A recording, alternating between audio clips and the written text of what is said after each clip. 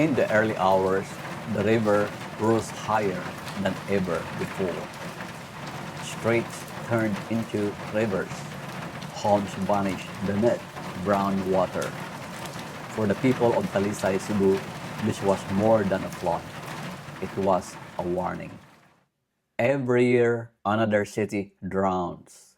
Every storm leaves us rebuilding from the same mistakes. We react, but we never reform. This must change. Here is a blueprint for Talisay. What can be done today, tomorrow, and for the generations ahead.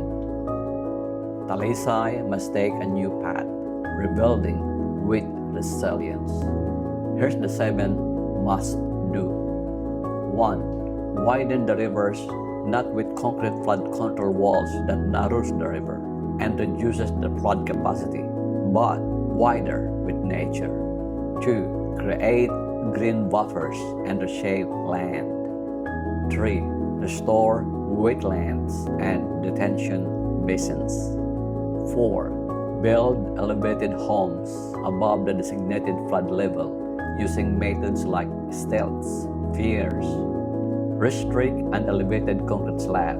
The flood storage volume must be maintained.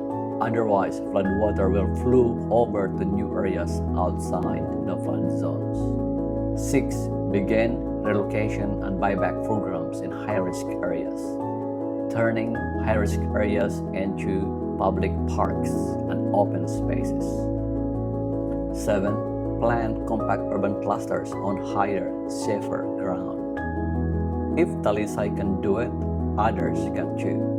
Resilience begins in one city, but it must grow into a national mission. The Philippines needs an urban planning authority to guide every LGU and every province toward climate-safe, livable cities and towns. Not to control, but to coordinate, to turn crisis into planning and planning into hope. Let Talisay be our lesson and our beginning. Let's plan not just for survival, but for a world-class Philippines built to endure.